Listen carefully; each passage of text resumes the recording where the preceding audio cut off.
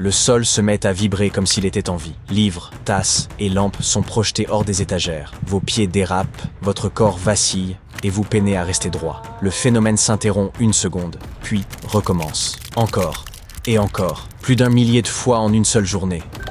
Ce n'est pas ainsi que vous imaginiez votre séjour à Santorin, mais telle est désormais la réalité. L'essaim sismique de Santorin a débuté en janvier 2025.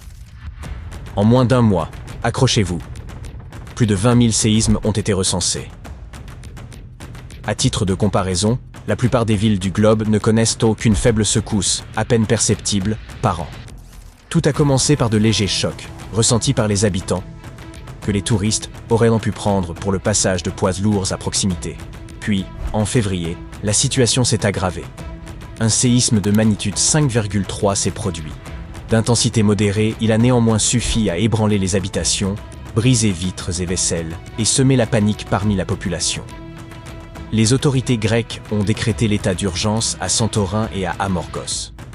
Des milliers de personnes ont dû quitter leur domicile.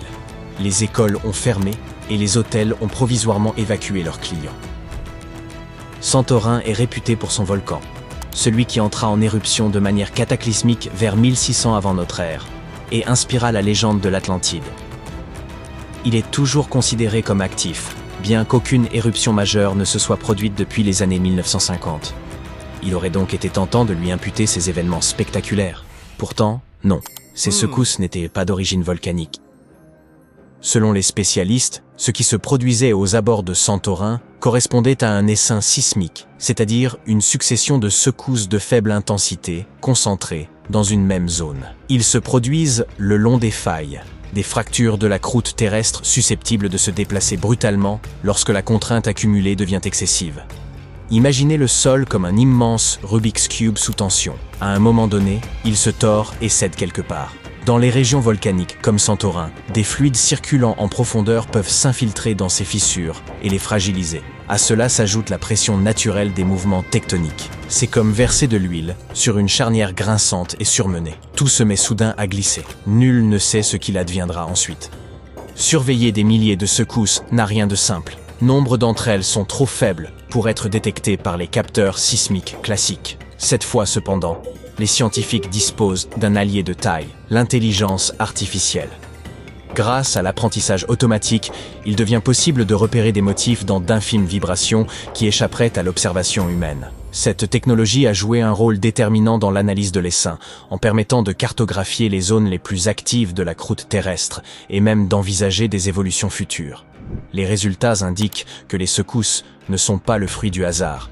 Elles se concentrent le long d'une faille située près du volcan sous-marin de Colombo, une région marquée par une longue histoire sismique. Bien que le Colombo n'ait pas connu d'éruption récente, le magma en profondeur pourrait modifier subtilement la structure de la croûte et accroître la tension exercée sur les plaques supérieures. L'image est celle d'une marmite sur le feu. Rien ne déborde encore, mais la chaleur s'accumule. Après plusieurs mois de secousses quasi continues, l'essaim s'est atténué, sans pour autant signifier une fin définitive. Même après une accalmie, un nouvel essaim pourrait se manifester, ou bien un séisme plus puissant pourrait survenir le long des mêmes failles. C'est pourquoi les chercheurs analysent à présent les données recueillies durant cet épisode. Même si vous vous trouvez à des milliers de kilomètres de Santorin et n'envisagez pas de vous y rendre, cela ne signifie pas que vous soyez totalement à l'abri d'un phénomène comparable. Des essaims sismiques semblables à celui de la Grèce se sont déjà produits dans les Caraïbes, en Islande ou encore en Italie. L'un des épisodes les mieux documentés s'est déroulé au Japon, dans la banlieue nord-ouest de Tokyo. La particularité du lieu tenait au fait que la ville abritait un observatoire sismologique, véritable laboratoire souterrain dédié à l'étude des séismes. L'essaim a débuté en août 1965 par seulement 3 secousses si faibles qu'elles passèrent inaperçues. Mais l'intensité a rapidement augmenté et, 3 mois plus tard, près d'une centaine de séismes quotidiens étaient suffisamment forts pour être ressentis par la population. Lors d'une seule journée, l'observatoire a enregistré près de 7000 secousses. Parmi elles, 585 provoquaient un mouvement perceptible du sol, ce qui revenait à ressentir une secousse toutes les 2 minutes et demie environ. Les chercheurs ont conclu que cet essaim était lié à des fluides circulant en profondeur, comme si la croûte terrestre se distendait et bouillonnait. L'étude des essaims sismiques aide les scientifiques à mieux anticiper les tremblements de terre, à comprendre les mouvements de la croûte terrestre et à se préparer aux catastrophes naturelles à l'échelle mondiale. En reliant les schémas de secousses au déplacement du magma ou au glissement tectonique, ils peuvent appliquer ces modèles à d'autres régions, comme Hawaï, l'Islande ou le nord-ouest du Pacifique. Santorin constitue ainsi un laboratoire à ciel ouvert, où les technologies modernes complètent des siècles d'observation humaine.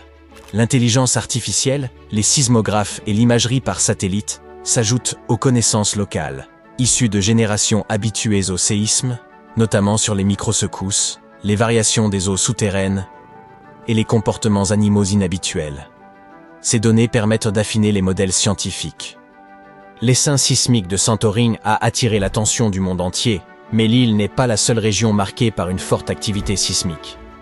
Ce qui la rend particulière tient à la combinaison de volcans historiques, de failles sous-marines et de son importance touristique. De taille limitée, l'île amplifie la perception des secousses, rendant même des tremblements modérés plus impressionnants qu'ailleurs. Dans d'autres régions du globe, cependant, des séismes plus violents, des tsunamis et une activité volcanique soutenue font partie du quotidien, et les populations ont appris à vivre avec ces risques. Le Japon fait partie des régions du globe où les séismes sont les plus fréquents, car il se situe à la jonction de 4 plaques tectoniques majeures. Chaque année, environ 1500 tremblements de terre y sont suffisamment puissants pour être ressentis par la population. Cette exposition constante a conduit les habitants à apprendre à vivre avec ce danger permanent. Une loi adoptée en 1950 impose ainsi que les bâtiments puissent résister à des séismes atteignant une magnitude de 7 sans s'effondrer. Une révision intervenue 30 ans plus tard précise que, dans de tels cas, les constructions ne devraient subir que des dommages limités et demeurer fonctionnelles. Si un séisme encore plus puissant survient, la fonction première du bâtiment n'est plus de rester intacte, mais de préserver des vies humaines. Concrètement, les structures sont renforcées par des poutres, des piliers et des murs plus épais. Certains édifices reposent même sur des dispositifs d'isolation qui les séparent du sol. Un gratte-ciel peut alors osciller fortement, jusqu'à 1,50 m, sans pour autant s'effondrer.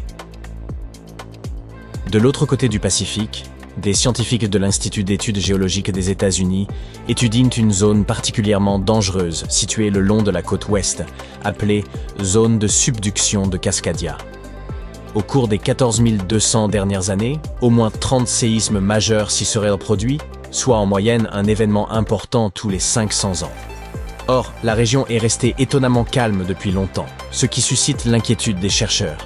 Ils estiment que les plaques tectoniques y seraient actuellement bloquées, accumulant une pression considérable. À terme, une portion du plancher océanique pourrait céder brutalement et se déplacer de plusieurs mètres. Les secousses dureraient environ 5 minutes, mais le déplacement du fond marin engendrerait un tsunami puissant, susceptible de persister pendant près de 10 heures. Selon les experts, un tel événement constituerait la pire catastrophe naturelle de l'histoire du pays, provoquant glissement de terrain, destruction de routes et de ponts, et endommageant gravement, voire détruisant, environ 620 000 bâtiments. Les scientifiques espèrent que les progrès de l'IA, associés aux observations des communautés locales, permettront de mieux anticiper des séismes comme celui-ci ou celui de Santorin. De telles avancées pourraient sauver des milliers de vies. En attendant, il ne faut pas oublier que la Terre ne suspend jamais son activité sismique, pas même dans les régions que l'on associe aux vacances et au repos.